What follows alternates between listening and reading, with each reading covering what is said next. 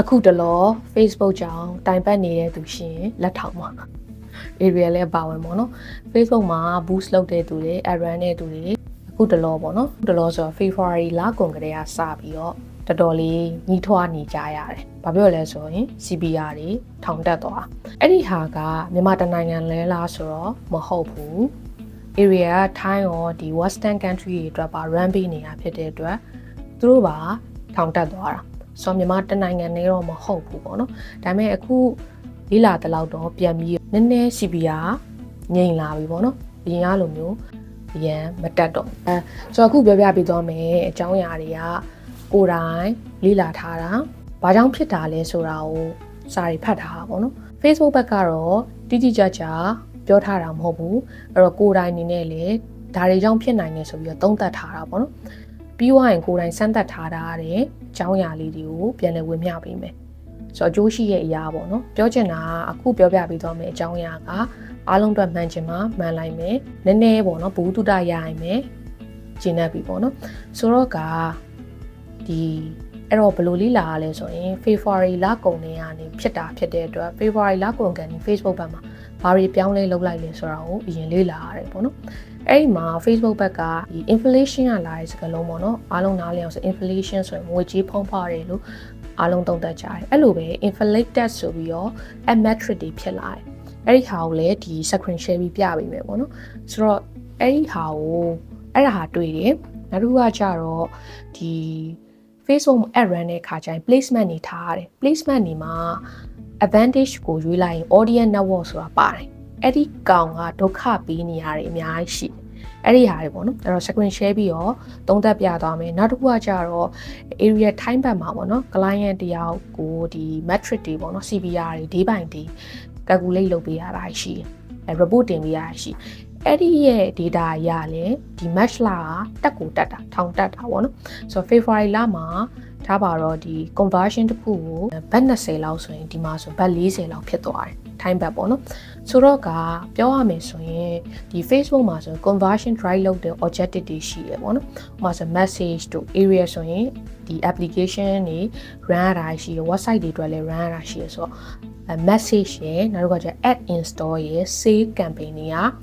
CBR ဇာနဲ့ကိုတက်သွားတာဖြစ်တယ်အဲ့ဒီဘက်မှာအခြားတစ်ဖက်မှာတော့ဒီ awareness campaign တွေပေါ့နော်ဆိုတော့ engagement တို့ page promote တို့ကတော့အဲ့လောက်ကြီးခုံမတက်သွားဘူးပေါ့နော်ဆိုတော့ကအကြံလေးလည်းပေးသွားမယ်ပေါ့နော် Okay ဒီဟာလေးကတော့ဒါ Thai campaign တစ်ခုပေါ့နော်အဲ့ဒီမှာဘာကိုပြချင်တာလဲဆိုရင်ဒီ February ကိုသွားမယ်ပေါ့နော်ဆိုတော့ campaign တွေကတော့အမျိုးအစားမျိုးမျိုးရှိတယ်ဒီမှာ February မှာဒီ conversion ဥစ္စာပဲကြည့်လိုက်မယ်ပေါ့နော်ဆိုတော့ CPA ပေါ့နော် acquisition လို့တော့ခေါ်တယ်ဒါပေမဲ့ CPR နဲ့တော့တူတူပါ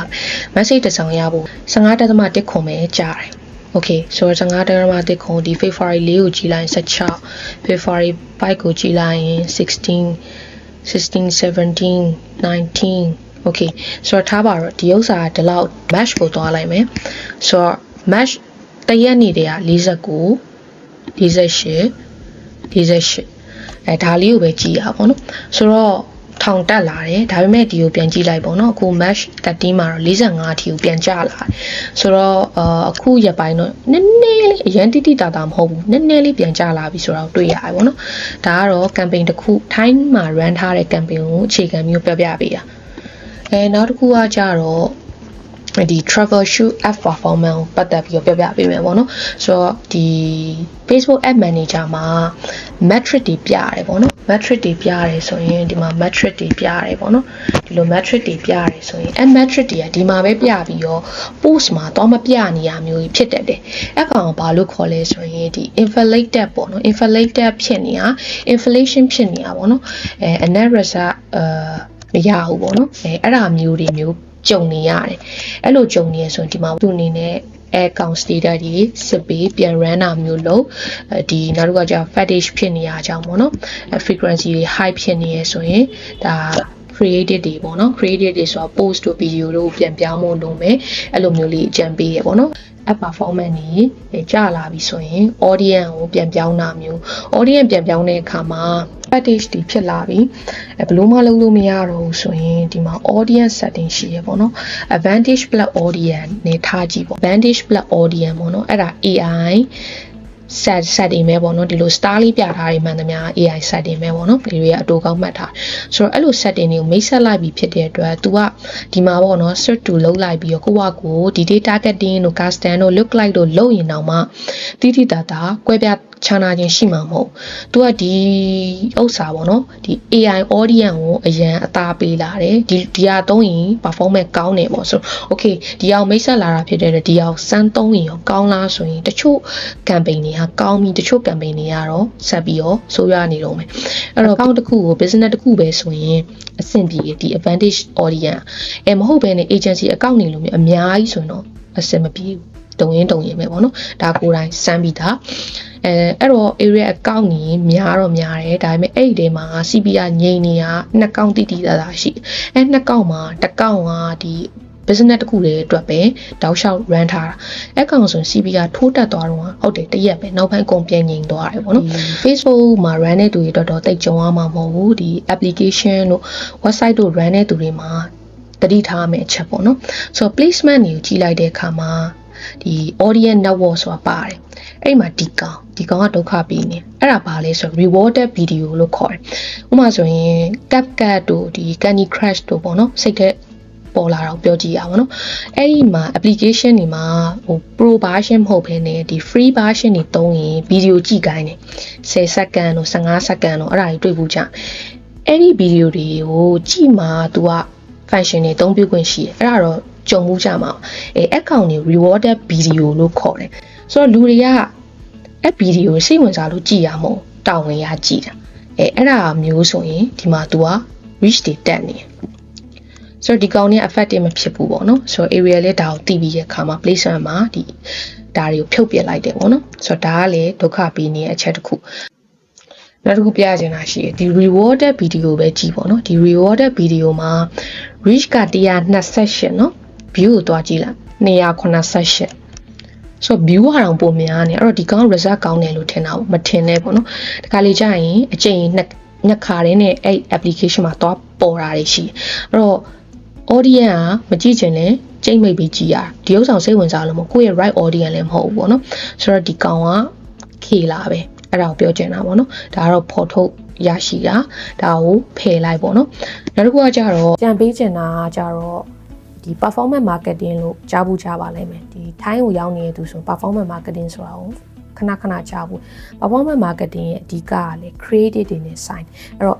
ad result တွေကောင်းမှုဆိုတာလည်း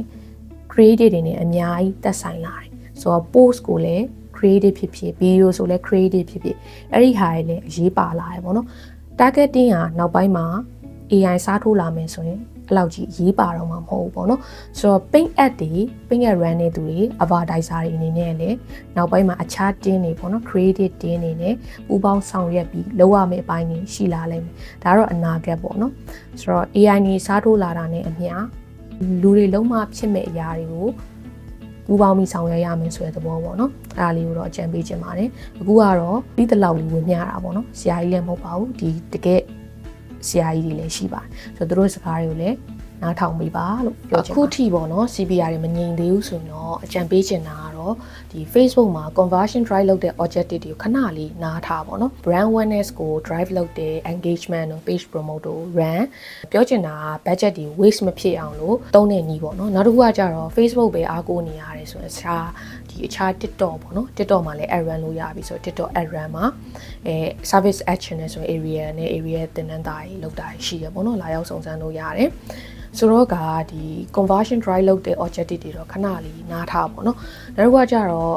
လာမေးကြတယ်ဘယ်ချိန်မှဆင်ပြေမလဲဆိုတော့ဒါတော့ဘယ်သူမှခံမလို့မရဘူး Facebook ဘက်ကလည်း official ပြောထားတာမဟုတ်ဒါ market ထဲမှာဖြစ်နေတာပေါ့နားထောင်ပြီးတော့ဒီ CPR တွေတက်တယ် CPR တွေကြားတယ်ဆိုတာကိုသုံးသပ်ရတာပဲပေါ့နော်ဆိုတော့ကအခုတော့နည်းနည်းငြိမ်လာပြီဆိုတော့သူ့ဘက်ကလည်းတင်ပြအောင်လုပ်ပေးမယ်လို့ယူဆရပေါ့နော်နောက်တစ်ခါကျ demand and supply မယ်ပေါ့နော်ဆိုတော့ဒီ advertiser တွေနဲ့မရန်တော့ဘူး budget တွေကို short ချလိုက်တယ်အခြား platform တွေမှာသုံးလိုက်တယ်ဆိုတော့သူတို့ဘက်မှာလည်း data တွေရှိပါတယ်တိတိတတ်တာရော့သွားပြီဆိုရင်သူတို့ဘက်ကလည်းအဖြေရှားတော့မှာပဲလေဆိုတော့ကကိုရီအနေနဲ့ပတ်စံ waste ဖြစ်အောင်လုပ်နေမယ့်အစားပေါ့နော် အဆင်ပြေသေးတယ်အဆင်ပြေနိုင်လောက်တဲ့ objective တွေ Facebook မှာပဲ run ရမယ်ဆိုအဆင်ပြေသေးတဲ့ objective တွေနဲ့ run Facebook မဟုတ်တခြား platform တွေရှိရဆိုတခြား platform တွေကိုလည်းမိခိုးဆိုတော့waste ဖြစ်နေတဲ့ဟာကိုယ့်ရဲ့ပတ်စံတွေကိုအလဟတ်တက်ဖြစ်နေတဲ့ဟာတွေကိုဒီတိုင်းဟာထားပါတော့အဆင်ပြေအောင်ဘယ်တက်နိုင်မှာလဲဆိုတဲ့ပုံစံနဲ့မလုပ်စေချင်ဘူးပေါ့နော်အဲ့လိုမျိုးလုပ်နေရတာတွေကိုလုံနေတဲ့သူတွေများလာတာနဲ့အများ Facebook ဘက်ကလည်းသူတို့ဘက်ကလည်းokay ဘာမှမဖြစ်ဘူးဒီလိုလူတွေလုံနေရပဲ set run နေရပဲဆိုပြီးတော့ထင်သွားစီမယ်ပေါ့နော်ခုနကပြောခဲ့တဲ့အတိုင်းပဲ demand and supply ပေါ့နော် demand နေနေလာရင်သူတို့ဘက်ကလည်းစဉ်းစားရမှာပဲပေါ့နော်ဆိုတော့ကိုရီအနေနဲ့ကလည်းဆန္ဒပြရဲဆိုတဲ့ပုံစံပေါ့နော်ငါတို့ advertiser နဲ့ဒီလောက်ဈေးကြီးရဲအဲ့တော့မသုံးနိုင်ဘူးနင်တို့ဒီဥစ္စာကိုငါတို့လုပ်ဆရာမလို့ဆိုတဲ့ပုံစံနဲ့သွားရမှာပေါ့နော်ဆိုတော့သူတို့လည်း market ကိုနားထောင်နေရတာပဲပေါ့နော်သူတို့လည်းစီးပွားရေးလုပ်နေရပဲဆိုတော့အဲ့ဒါလေးကြံပေးခြင်းနဲ့ဒါတော့ကိုယ့်ရဲ့ personal အကြံပေးခြင်းတာပေါ့နော်နောက်တစ်ခုကကြတော့ဘာဖြစ်လို့လဲဆိုတော့တခြားနိုင်ငံတွေအတွက်အကြောင်းမဟုတ်ပေမဲ့မြန်မာနိုင်ငံအတွက်ကအကြောင်းဟုတ်တယ်ဘာလို့လဲဆိုတော့ CP က message တစ်စောင်ပေါ့နော် SME ပဲထားပါတော့အမြဲသိမ့်မတင်ထားတဲ့လုပ်ငန်းအနေနဲ့ message တစ်စောင်$1 $2ဆိုရင်ဘယ်လို့မှမမြတ်နိုင်တော့အဲ့တော့ကိုရီးယားမမြတ်နေတာကိုတည့်ရနဲ့ဆက်သွားမယ်ဆိုရင်ကိုပဲရှုံးပေါ်မှာနိဆိုတော့အဲ့တော့ကိုဘက်ကလည်းokay ဒါအဆင်မပြေဘူးဆိုရင်နောက်ထပ်နီလန်ပေါ့နော်နီလန်ကခုနပြောတယ် Facebook page ရှိရဆိုရင် Facebook မှာဒီ awareness ကို drive လုပ်တဲ့ engagement တို့ page promote တို့ reach တို့ campaign တွေရှိပါတယ်အဲ့ဒါတွေကိုသုံးမှာbudget ကို waste မဖြစ်ပါစေနဲ့နောက်တစ်ခုကကျတော့ခုနကပဲထပ်ပြောတယ်ပေါ့နော်TikTok တို့အခြား platform တွေရှိရဆိုရင်အဲ့ဒီမှာတော့သုံးပါဒီမှာထူးခြားတာကကျတော့ဒီ Instagram ပေါ့နော် Meta ရဲ့အောက်မှာ Facebook app ကပဲအရန် CPI ထောင်တက်နေရဖြစ်ပြီး Instagram run တဲ့အခါမှာ CPI ငြိမ်နေရအောင်တွေ့ရတယ်ပေါ့နော်